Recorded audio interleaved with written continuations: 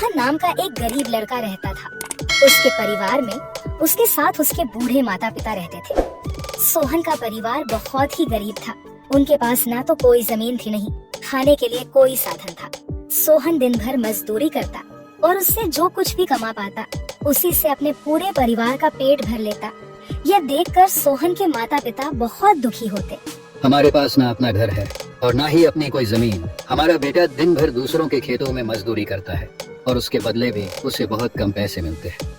हम दोनों अपने बेटे पर बोझ बन रहे हैं। परेशान मत हो रीमा, हमारा बेटा बहुत मेहनती है। भगवान सब देख रहा है। सोहन ने कभी किसी के साथ गलत नहीं किया।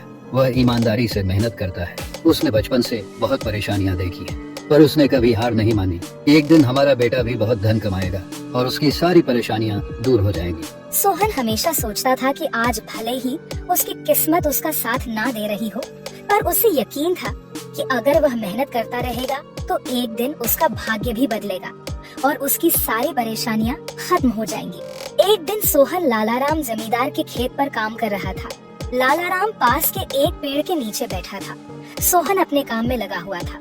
तभी उसने देखा कि लालाराम बहुत ही उदास है और गहरी चिंता में डूबा हुआ है।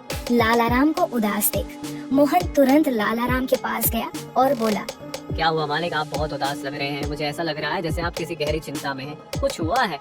मुझे बताइए, क्या पता मैं आपकी कोई सहायता कर सकूं। सोहन की बात सुनकर लालाराम को गुस्सा आ गया और वह सोहन से गुस्से में बोला, अरे तू मेरी क्या सहायता करेगा? तू खुद अपनी सहायता कर सकता है क्या? अगर तू किसी की सहायता करने के काबिल होता तो क्या तुझे 2 वक्त के खाने के लिए आज मेरी जमीन पर काम करने की जरूरत पड़ती? चल यहाँ से जा, अपना काम कर और मुझे परेशान मत कर। सेठ जी, ऐसा नहीं है। यह सब वक्त वक्त की बात है। सब किस्मत का खेल है और इंसान को अपनी मेहनत पर विश्वास रखना चाहिए। आज भले ही किस्मत मेरे पक्ष में ना हो, लेकिन अगर मैं ईमानदारी और लगन से मेहनत करता रहूंगा तो किस्मत भी एक दिन मेरी तरफ झुक जाएगी। मेहनत और धैर्य से तकदीर के दरवाजे खुलने में देर हो सकती है, लेकिन मेहनत कभी बेकार नहीं जाती। मोहन की बात सुनकर लालाराम बहुत प्रसन्न हुआ। अरे सोहन, तेरे विचार तो बहुत अच्छे हैं। तेरी बातें सुनकर मन को एक सुकून सा मिला है। इतनी परेशानियों में भी तू अपनी जिंदगी खुश होकर काट रहा है। सेठ जी, यह सब मेरे पिता की सीख है। जब भी मैं किसी चीज के लिए अपने पिता से जिद करता था तो मेरे पिता हमेशा मुझे यही समझाते थे, बेटा सोहन, हमारे पास इतना धन नहीं है कि मैं तेरी हर इच्छा पूरी कर सकूं, लेकिन एक बात हमेशा याद रखना, जिंदगी भी मौसम की तरह होती है। कभी यह धूप की तरह खुशियों से भरी होती है, कभी ठंड की तरह कठिनाइयां लाती है और कभी बारिश की तरह परेशानियां आती है। लेकिन जैसे हर मौसम बीत जाता है वैसे ही जिंदगी के मुश्किल हालात भी गुजर जाते हैं। बस धैर्य और हिम्मत बनाए रखना जरूरी है, क्योंकि एक दिन सब कुछ ठीक हो ही जाता है। अरे वाह, लगता है तेरे पिता बहुत ही नेक इंसान है। किसी दिन मैं भी उनसे जरूर मिलूंगा।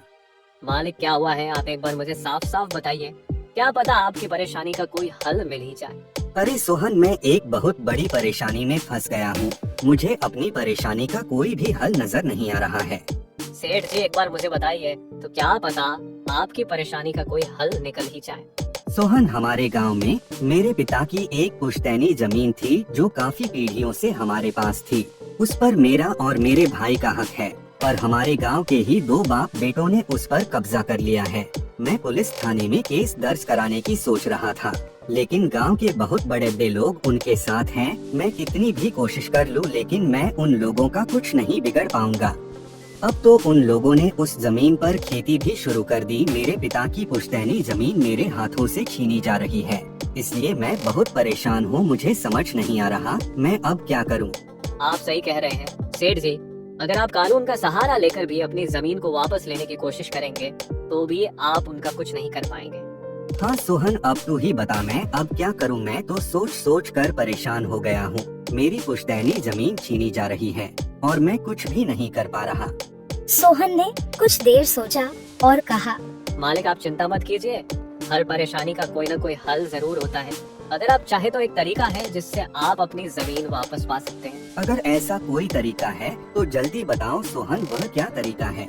सोहन ने लालाराम को अपनी सारी तरकीब पूरी तरह समझा दी। तरकीब सुनकर लालाराम मोहन से कहता है, अरे वाह सोहन, तू तो बहुत समझदार है। तूने तो बहुत अच्छी तरकीब बताई है। ऐसे तो मेरी जमीन मुझे जरूर मिल जाएगी, मैं तुझसे वादा करता हूँ। अगर तेरी यह योजना सफल हुई तो मैं अपनी जमीन का एक हिस्सा तेरे नाम कर दूंगा। अरे मालिक, आप ऐसा क्यों कह रहे हैं? आप मेरे मालिक हैं, आपकी वजह से मुझे अपने घर के लिए 2 वक्त का खाना मिल जाता है। आपकी मदद करना तो मेरा फर्ज है, मुझे आपकी जमीन नहीं चाहिए, ठीक है? सोहन, तुम बहुत नेक इंसान हो, कल से तुम इस काम पर लग जाओ। सोहन फिर से खेत में अपने काम पर लग जाता है। अगले दिन सोहन जगत और विनोद नाम के उन बाप बेटों के पास पहुंच जाता है जिन्होंने लाला राम की जमीन पर कब्जा कर रखा था। नमस्कार सेठ जी, मैं यहाँ से गुजर रहा था तो पास के लोगों ने बताया कि आपके यहाँ काम के लिए मजदूर की जरूरत है। क्या आपके यहाँ मुझे भी कोई काम मिल सकता है? अरे अरे, कौन हो तुम? तुमसे किसने कह दिया कि यहाँ मजदूर की जरूरत है? यहाँ किसी मजदूर की जरूरत नहीं है।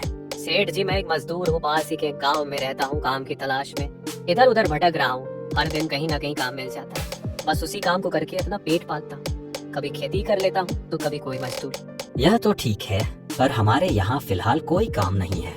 सेठ जी, मैंने तो सुना है कि आप लोग इस गांव के सबसे बड़े जमींदार हैं। आपके पास बहुत सारी जमीन है, इसलिए आपके यहाँ हमेशा मजदूरों की जरूरत रहती है। इसलिए मुझे लगा कि यहाँ मुझे कोई ना कोई काम जरूर मिल जाएगा। अरे भाई, मैंने कहा ना, यहाँ किसी भी मजदूर की जरूरत नहीं है। इसका मतलब लाला राम सेठ आपके बारे में सही कह रहे थे? लाला राम ने हमारे बारे में क्या कहा? अरे कुछ नहीं सेठ जी, चलिए तो मैं चलता हूँ। सेठ जी, आपके यहाँ तो कोई काम नहीं है, मैं अपने लिए कहीं और कोई काम देख लेता हूँ। सोहन वहाँ से जाने लगता है। तभी जगत विनोद ने सोहन को रोककर यह पता लगाने के लिए बोलता है कि लाला राम ने सोहन को उन लोगों के बारे में क्या बताया है। अरे भाई, इधर आओ, शायद तुम्हारे लिए हमारे पास एक काम है। सोहन तुरंत उनके पास चला गया और बोला, धन्यवाद सेठ जी, बताइए क्या काम है? आप जो भी काम बोलेंगे मैं हर काम करने के लिए तैयार हूँ। आखिर बूढ़े माँ बाप का पेट पालना है। अरे सब्र रखो, काम तो हम तुम्हें बता ही देंगे। पहले यह बताओ कि लाला राम हमारे बारे में क्या कह रहा था। सेठ जी, मैं पहले लाला राम सेठ के यहाँ काम करता था, पर वह बहुत ही कंजूस और बदतमीज आदमी है। मैं उनकी यहाँ दिन रात मेहनत करता, और इतनी मेहनत करने के बाद भी वह मेरी सही मजदूरी नहीं देता था। इस बात पर कल मेरी उससे बहस हो गई थी। फिर क्या हुआ? लाला राम ने हमारे बारे में क्या कहा? जब मेरी सेठ लाला राम से बहस हो रही थी, तब उसने मुझे कहा कि पूरे गांव में उनसे ज्यादा मजदूरी कोई नहीं देगा। तो मैंने गुस्से में कह दिया कि गांव के सबसे बड़े जमींदार जगत सेठ और विनोद सेठ सबसे अच्छी मजदूरी देते हैं, इसलिए उनके यहाँ हमेशा काम करने वालों की भीड़ रहती है। हाँ भाई, बिल्कुल सही कहा था। आखिर हम गांव के सबसे बड़े जमींदार हैं। हमारा फर्ज है कि जो भी मजदूर हमारे यहाँ काम करता है उसे उसकी मेहनत के हिसाब से सही मजदूरी मिले। वाह सेठ जी, आपने बहुत अच्छी बात कही। लाला राम सेठ कभी भी आपकी बराबरी नहीं कर सकता, वह तो शायद आपके जितना भी नहीं सोच सकता। जगत और विनोद सोहन की चापलूसी भरी बातों में आ जाते हैं और उसे अपने यहाँ काम पर रख लेते हैं। चलो अब काम की बात करते हैं। तुम एक अच्छे इंसान लगते हो। हमें अपने खेत पर काम करने के लिए तुम्हारे जैसे ही एक मजदूर की जरूरत है। कल से ही काम पर आ जाना। कुछ दिन ऐसे ही बीत गए। एक दिन जगत अपने बेटे विनोद से बोला, विनोद बेटा, यह सोहन तो बहुत मेहनती है। यह अकेले ही 4 लोगों का काम कर देता है। अच्छा हुआ कि हमने इसे रोक लिया। हाँ पिताजी, आप सही कह रहे हो। सोहन बहुत मेहनती है, इसके जितना काम शायद ही कोई और करता होगा। ये पूरा दिन यहाँ काम पर अकेला लगा रहता है। सोहन की मेहनत ने जगत और विनोद का दिल जीत लिया। कुछ दिन और बीत गए। एक शाम जगत और विनोद अपने खेतों का दौरा कर रहे थे। जब वे अपने खेत पर पहुँचे तो देखा कि सोहन इतने देर तक भी काम कर रहा था। सोहन भाई, अब तो रात होने वाली है, तुम इतनी देर तक काम क्यों कर रहे हो? अब घर जाओ और आराम कर लो। सेठ जी, हमारी किस्मत में आराम कहाँ है? घर पर बूढ़े माँ बाप हैं। काम नहीं करूँगा तो उनके लिए 2 वक्त का खाना कहाँ से जुटा पाऊंगा? घर पर बैठकर आराम करने से अच्छा है कि मैं काम करूँ। इस तरह मेरा मन भी लगा रहता है। तुम बहुत मेहनती हो सोहन। आज का काम यहीं छोड़ दो और घर जाकर आराम करो। नहीं सेठ जी, इसकी कोई जरूरत नहीं है। मैं काम करने में ही खुश हूँ। आप लोग जाइए, मैं ठीक हूँ। ठीक है सोहन, फिर हम जाते हैं। जब तुम्हारा मन करे काम खत्म करके अपने घर चले जाना, ठीक है? इसके बाद जगत और विनोद खेत को सोहन के भरोसे छोड़कर चले गए। अगली सुबह जब विनोद और जगत अपने खेत पर लौटे तो देखा कि वहाँ पुलिस खड़ी है। पुलिस को देखकर दोनों दौड़ते हुए आए और पूछा, क्या हुआ थानेदार साहब, आप यहाँ क्या कर रहे हैं? क्या यह जमीन तुम दोनों की है? हाँ थानेदार साहब, यह जमीन हमारी है। हमारे पास इसके कागजात भी हैं। फिर तो तुम दोनों को ले जाकर जेल में डालना ही पड़ेगा। यह क्या कह रहे हैं थानेदार साहब? हम कुछ समझे नहीं, आप क्या कहना चाह रहे हैं? अभी तुम दोनों बहुत अच्छे से समझ जाओगे। वह देखो तुम्हारी जमीन से क्या निकला है। थानेदार के कहते ही दोनों बाप बेटे जब पलट कर देखते हैं तो वहाँ उनकी जमीन में एक लाश दबी हुई थी जिसमें सिर्फ कंकाल बचा था। यह देखकर दोनों बाप बेटे डर जाते हैं। थानेदार साहब, यह किसकी लाश है और यह हमारे खेत में कहां से आ गई? अब बहाने मत बनाओ, पहले लोगों को मारो फिर उन्हें अपनी जमीन में गाड़ दो और अब कह रहे हो कि यह क्या है। नहीं थानेदार साहब, हमें नहीं पता कि यह सब क्या है। यह लाश यहाँ कैसे आई हमें कुछ नहीं पता। अब झूठ मत बोलो, अगर फांसी नहीं हुई तो कम से कम तुम दोनों को उम्र कैद की सजा तो जरूर मिलेगी। फांसी और उम्र कैद की बात सुनकर दोनों बाप बेटे डर गए और थानेदार के सामने गिड़गिड़ाने लगे। थानेदार साहब, हम इस लाश के बारे में कुछ नहीं जानते। हमें नहीं पता यह लाश किसकी है और इसे यहाँ कौन गाड़ कर चला गया। इस मामले से बचने के लिए दोनों ने कुछ तरकीब सोचनी शुरू की। तभी सोहन वहाँ आ जाता है। अरे सेठ जी, या पुलिस यहाँ क्यों आई है? क्या हुआ है? सोहन देखो, पता नहीं कहां से हमारी जमीन में यह कंकाल आ गया है। मालिक, यह कंकाल यहाँ कहाँ से आ गया? ये तो बहुत गंभीर बात है। हाँ सोहन, पता नहीं यह कंकाल यहाँ कहाँ से आया है और थानेदार साहब को लगता है कि इसे हमने यहाँ मारकर गाड़ा है। अब तू ही कोई उपाय सोच जिससे हम इस परेशानी से बच सके। तीनों को आपस में खुसर फसर करते देख थानेदार ने कहा, अब कोई तरकीब मत बनाओ, तुम दोनों बाप बेटों में से कोई एक तो जरूर जेल जाएगा। अब तुम ही तय करो जेल कौन जाएगा। थानेदार साहब, थोड़ा सा समय दीजिए, हम तय कर ले कि जेल कौन जाएगा। मैं बस 5 मिनट देता हूँ, जल्दी से फैसला करो कौन जाएगा जेल। सोहन, जगत और विनोद थोड़ी दूरी पर जाकर बात करने लगे। देखो मालिक, दोनों के फंसने से अच्छा है कि कोई एक फंसे। अब सोचिए कौन जाएगा। हम दोनों में से कोई भी जेल नहीं जाना चाहता। सोहन भाई, कोई उपाय सोचो जिससे हम दोनों इस मुसीबत से बच सके। मालिक, एक बात कहूँ, इस कंकाल को देखकर ऐसा लगता है कि इसे काफी महीने पहले जमीन में दबाया गया होगा। जगत फांसी की बात सुनकर पहले ही डर गया था और सोहन की बात सुनते ही उसने फटाफट पूरी कहानी सोहन को बता दी। देखो सोहन भाई, सच कहूँ तो यह जमीन हमने कुछ महीने पहले ही लालाराम से हड़प ली थी। विनोद की बात सुनकर मोहन ऐसा दिखाने लगा जैसे उसे कुछ पता ही ना हो। क्या क्या कहा मालिक आपने? ये जमीन हड़पी थी, मुझे कुछ समझ नहीं आ रहा, जरा साफ साफ बताइए। जगत ने जमीन हड़पने की पूरी कहानी सोहन को बताई।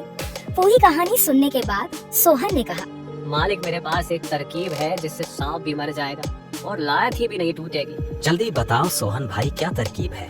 तरकीब बताने से पहले मुझे यह बताइए कि आप लोगों के लिए क्या ज्यादा जरूरी है, यह जमीन या आप दोनों की जान? सोहन, इसमें पूछने वाली कौन सी बात है? हमारे लिए जमीन से ज्यादा हमारी जान प्यारी है। तो एक काम कीजिए मालिक, आप सबसे पहले जाकर थाने आर को बताइए कि यह जमीन सेठ लालाराम की है।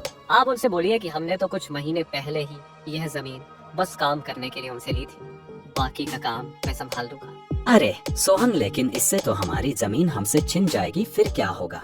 नहीं मालिक, शायद आप मेरी तरकीब समझ नहीं पाए। जब आप थानेदार को बताएंगे कि ये जमीन सेठ लालाराम की है तो पुलिस किसे गिरफ्तार करेगी? सेठ लालाराम को। और जब लालाराम जेल चला जाएगा तब आप लोग फिर से जमीन पर कब्जा कर सकते हैं। इससे आप लोग भी जेल जाने से बच जाओगे और जमीन भी आपके ही के पास रहेगी। सोहन की तरकीब सुनकर दोनों बाप बेटे दंग रह गए। वाह सोहन भाई, तुम तो बहुत होशियार हो। आज तक तुमने हमें अपने काम से खुश किया था, अब तुम्हारी बुद्धि हमारी जान भी बचाएगी। इसके बाद तीनों थानेदार के पास गए और मोहन ने जो कुछ कहा था वही बात दोनों बाप बेटे थानेदार से कहने लगे। थानेदार साहब, यह जमीन हमारी नहीं है। हमने कुछ महीने पहले ही काम करने के लिए यह खेत लालाराम सेठ से लिया था। वाह, जब खुद फंस गए हो तो अब किसी और को फंसाकर अपनी जान बचाना चाहते हो ना? साहब, अगर आपको हमारी बात पर यकीन नहीं हो रहा तो आप सोहन से पूछ लीजिए। वह हमारे साथ बस कुछ दिनों से ही काम कर रहा है। इससे पहले वह सेठ लालाराम के यहाँ काम करता था। बोलो सोहन, यह जमीन किसकी है? थानेदार साहब, ये जमीन सेठ लालाराम की है। जगत सेठ और विनोद सेठ ने तो बस कुछ समय से इस जमीन पर खेती कराना शुरू किया है। सोहन की बात सुनकर थानेदार ने सोहन से कहा, सेठ लालाराम को बुलाने के लिए कहो। सोहन, तुम एक काम करो, जाओ और सेठ लालाराम को बुलाकर लेकर आओ। सोहन तुरंत जाकर सेठ लालाराम को बुला लेता है, परंतु लालाराम अपने साथ गांव के सरपंच को भी अपने साथ ले आता है। यहाँ क्या हो रहा है? यहाँ इतने लोग क्यों जमा है? देखिए सरपंच जी, इन दोनों की जमीन से एक कंकाल निकला है और अब यह लोग कह रहे हैं कि यह जमीन इनकी नहीं है बल्कि सेठ लालाराम की है। थानेदार ने सरपंच जी को पूरी कहानी सुना दी। अपने आप को फंसा देख जगत ने सरपंच से कहा, नहीं सरपंच जी, यह जमीन हमारी नहीं है। हम यहाँ बस कुछ समय से काम कर रहे हैं। आप हमारे मजदूर मोहन से पूछ लीजिए। हाँ थानेदार साहब, यह जमीन सेठ लालाराम की है। मैं कैसे मान लूं कि यह जमीन लालाराम की है? हमारे यहाँ का थानेदार तो कह रहा था कि इस जमीन पर कोई केस चल रहा है और इस जमीन पर तुम्हारा कब्जा था, और अब तुम कह रहे हो कि यह जमीन लालाराम की है। नहीं साहब, हमने लालाराम के साथ धोखा किया था। हम बस इस जमीन को हड़पना चाह रहे थे, लेकिन अब हमें यह जमीन नहीं चाहिए। अगर आप चाहें तो हम केस भी वापस ले लेंगे। थानेदार साहब आप जाइए, बाकी का काम अब हम संभाल लेंगे। सरपंच के कहने पर थानेदार वहाँ से चला जाता है। सरपंच ने लालाराम से कहा, अब बताओ ये कंकाल यहाँ कैसे आया? तुमने किसे मारकर यहाँ गाड़ा है? अरे साहब, यह तो नकली कंकाल है। इन दोनों ने मिलकर मेरी जमीन हड़प ली। मैंने और मोहन ने मिलकर यह तरकीब सोची थी ताकि इन दोनों से सच निकलवा सके। लालाराम की बात सुनते ही दोनों बाप बेटों के पैर तले जमीन खिसक गई। यह हम दोनों की साजिश थी, इन लोगों के मुंह से सच निकलवाने के लिए। सोहन को इस योजना में शामिल देखकर दोनों बाप बेटों को समझ आ गया कि यह सब सेठ लालाराम और मोहन की मिली भगत थी। दोनों बाप बेटों के पास अपनी गलती मानने के सिवा कोई चारा नहीं था। हमें माफ कर दीजिए सरपंच जी, हम लालच में आ गए थे। हमें माफ कर दीजिए। हम आज के बाद यह गलती कभी नहीं करेंगे और यह जमीन भी सेठ लालाराम को वापस दे देंगे। जगत और विनोद दोनों सरपंच और सेठ लालाराम से माफी मांगने लगे। दोनों को इतना गिड़गिड़ा देख लालाराम ने उन्हें माफ कर दिया। सरपंच ने भी उन्हें जेल नहीं भेजा और सेठ लालाराम ने अपना केस वापस ले लिया। लालाराम के केस वापस लेने के बाद सरपंच जी भी वहाँ से चले जाते हैं। धन्यवाद सेठ लालाराम जी, आपने हमें माफ कर दिया। आज के बाद हम ऐसी गलती कभी नहीं करेंगे। ठीक है जगत, कोई बात नहीं, मैंने तुम्हें माफ किया। बस याद रखना कि एक जमीन के टुकड़े के लिए तुम अपनों के साथ कभी गलत नहीं करना। बुरे समय में तुम्हारे अपने ही तुम्हारे साथ खड़े होंगे। जमीन का क्या है, कभी मेरी तो कभी तुम्हारी। आखिर में सेठ लालाराम ने सोहन को जमीन का एक हिस्सा दे दिया और उसे जमीन का मालिक बना दिया। सोहन, जैसा कि मैंने वादा किया था, जिस जमीन पर तुम काम कर रहे थे, आज से वह जमीन तुम्हारी है और अब तुम उसके मालिक हो। नहीं मालिक, इसकी कोई जरूरत नहीं है। याद करो सोहन, तुमने मुझसे क्या कहा था? बस मेहनत करते रहो, एक दिन तकदीर का दरवाजा जरूर खुलेगा। तो समझो तुम्हारी तकदीर का दरवाजा खुल चुका है और अब तुम भी जमीन के मालिक हो। अब से तुम्हें किसी और के यहाँ काम करने की जरूरत नहीं पड़ेगी। इस तरह मोहन ने अपनी मेहनत और बुद्धि से सेठ लालाराम को उसकी जमीन वापस दिलाई और दोनों ठगी करने वाले बाप बेटों को भी सबक सिखाया। इस तरह मोहन ने अपनी मेहनत और चतुराई की मदद से अपनी फूटी किस्मत बदल दी और अब वह भी एक बड़ी जमीन का मालिक बन गया।